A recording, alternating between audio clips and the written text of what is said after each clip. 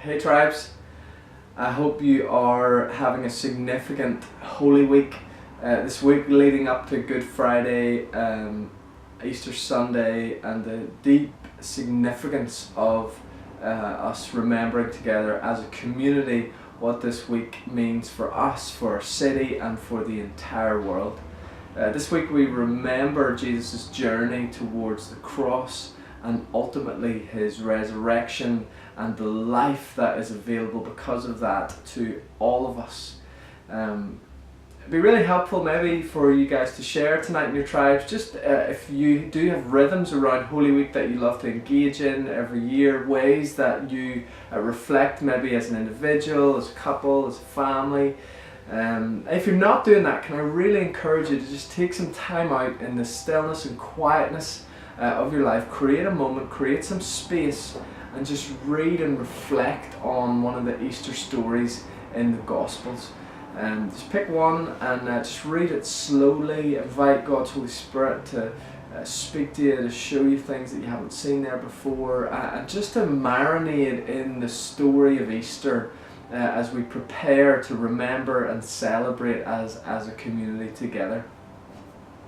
On Sunday past, we looked at that passage in John 12 together just before Palm Sunday, and we'd love you to just reflect on what jumped out on Sunday as you listen to that talk, other than me making fun of our lovely American friends.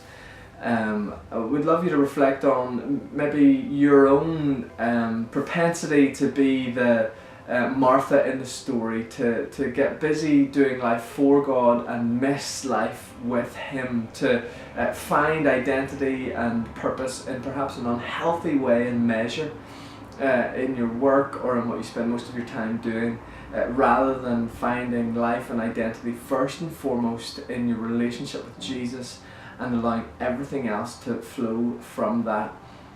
Maybe you have been guilty of separating your life into professional and personal and having a very different approach to both.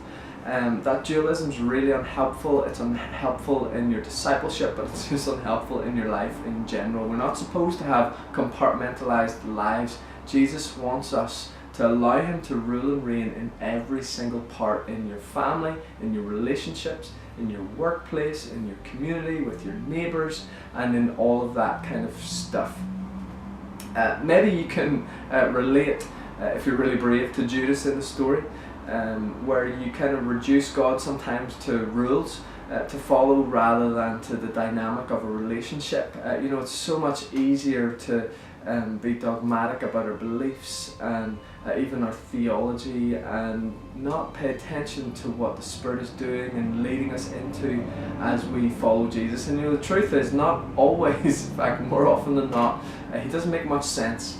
I used to hear it said all the time that God gives a brain for a reason, and while that's absolutely true, if you look at the scriptures and what God usually asks people to do, quite often it makes no sense to how they currently see the world.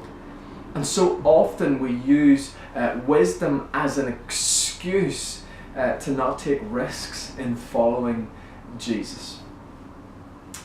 Be really good for you maybe to just reflect tonight. When was the last time you felt like God asked you to do something that didn't make a ton of sense to you in the moment? If that's been a long time, maybe you want to be brave and invite Him to do that with you this week as you reflect on the Easter story and everything that Jesus means and does. We talked a lot yesterday about religion. It's really important that we understand here in LVV that we are not immune to that it is as easy for us to fall into religious traditions and rituals even though our church is only 4.5 years old, and that we must always constantly remember to surrender that to God, to Jesus, and to allow the Holy Spirit to be completely Himself in our lives. Finally, we looked at Mary yesterday and that moment of extravagant and just radical, outrageous worship. And I wonder how you do that. What does that look like in your life? When was the last time that you worshipped Jesus with just extravagance and with something radical? For some of you, that looks as simple as lifting your hands when we gather corporately. That feels like sacrifice to you. It's like, oh, people see me, I'm not overly comfortable. For others of you, that's maybe in your finances or creating space for people in your lives. But we'd love you to talk about what extravagant worship looks like in your life. You know, there's something really exciting happening around us. God is alive, He's at work, and we're so privileged to be a part of that. You'll have heard us talk recently about Alpha, and that we're launching Alpha in May. We'd love you to finish your tribes tonight just reflecting on who is there in your life that you could invite to Alpha. We are going to print out little A6 cards that will help you in that process, but we'd love you to tribe leaders craft some time, make some space, and just reflect together as a community, as a tribe, who are you going to invite to Alpha? Who's in your life, a friend, a family member, a colleague in work maybe that you want to invite to Alpha? And then we'd love you to take some time this week and pray for them.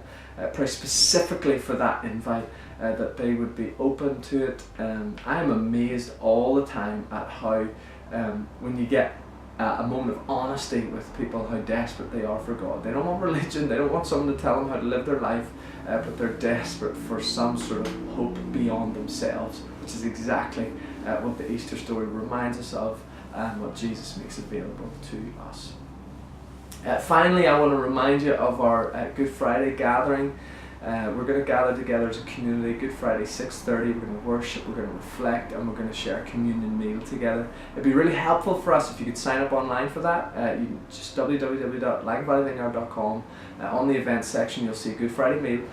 Just go there, sign up. It'll be £5 a head, but we're expecting a significant moment of worship and reflection and community together as we remember Good Friday. And then this Sunday, Easter Sunday morning, I'm going to be interviewing Harris on just her journey over the past 7 months and how Jesus has been with her in the midst, and Andy, with them both in the midst of this this really difficult journey they've been on. And then Easter Sunday night we're going to gather to worship and to baptise. And well, if you've been around at one of those before, I don't need to say anything else.